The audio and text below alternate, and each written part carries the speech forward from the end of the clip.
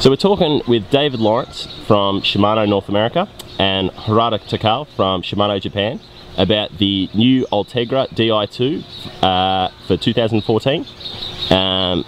Guys, tell us a little bit about the new features of this model and how you've made improvements on the previous model. I could start first. Can we start? Yep. So some of the biggest changes we've done, especially for the triathlete, is we've added an Ultegra specific brake and shift lever, ST lever, as well as we have a kind of a non-series extension that we came out with when we introduced Durace, but it matches very nicely with the new Ultegra. The other really nice feature is we have more gearing options for Ultegra. So we have additional crank options in gearing, so you have a 52-36 now for Ultegra.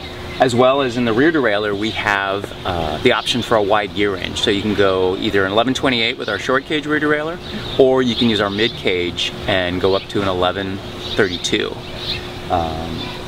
Everything got a little bit lighter, so you lose about 126 grams over the previous 10 speed. Anything else that you can think of?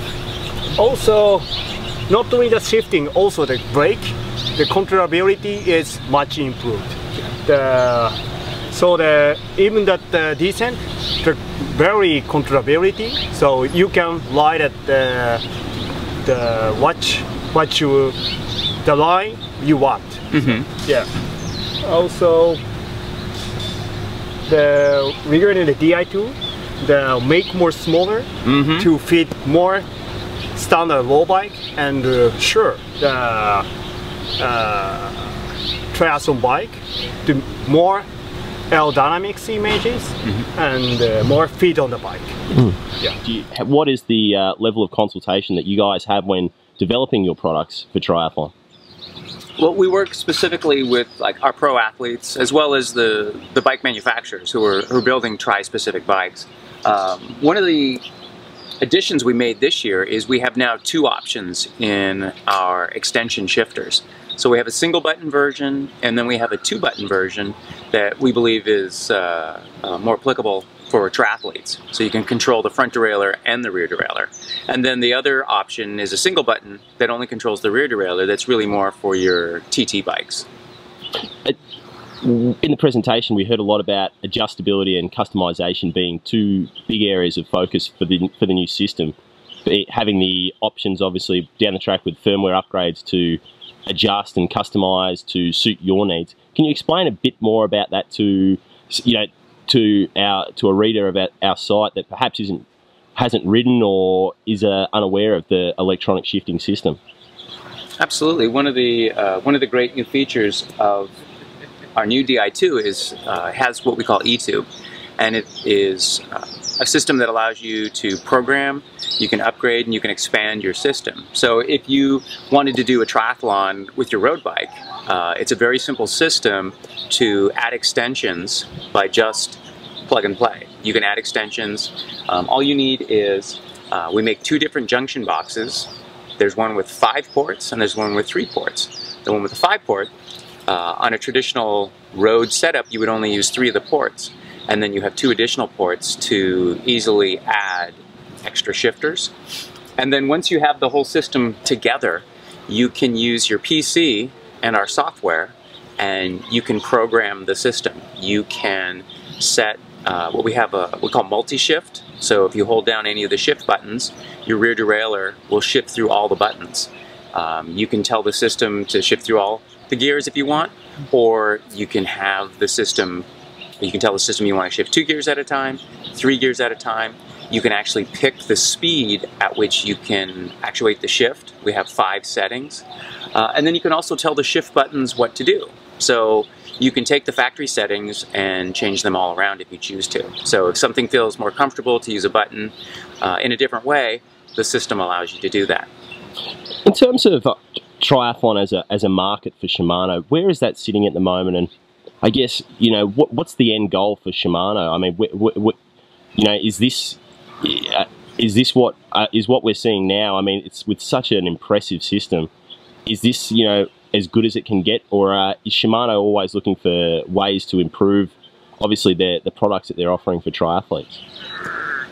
So, I mean, what we look at now is it has great shifting, and I think having the ability to brake and shift from the same location is a huge innovation for triathletes. I think where areas that we can continue to improve on is in making the bikes as clean as humanly possible, and we're trying that with the E-Tube system, which is all plug and play. With our original Dura system, you had to pick one wiring system and had to make it work for your bike. With the new E-Tube system, you choose the cable length, you choose the routing, and everything plugs together quite simply. So we know aerodynamics is a very important part of tri-riding. So trying to make the wires disappear as much as possible is a big part of our development. And in terms of obviously aftermarket products and accessories, where is with the Pro brand and with the Shimano wheels, where are you guys seeing your development in these areas at the moment? I think there's been a lot of interest in hydraulic disc brakes. We're obviously at the early stages of development, but I think people are looking for better control that meets the needs of the frame designs. And so we've heard a lot of interest, no usage yet, but a lot of interest in hydraulic disc brakes. And I think that's something that we'll explore. Would much need to change with the current system? To obviously with the mineral oil reservoir, that would have to be housed somewhere. Would much have to change, or what level of development would be needed there? Well, we'd have to add a hydraulic system to the ST brake and shift lever. But after that, the rest of the system, as long as it's a Di2 E2 based system, would plug and play with an existing group. So a new Ultegra 11-speed or a Dura-Ace 11-speed Di2 group would be completely compatible with a system like that.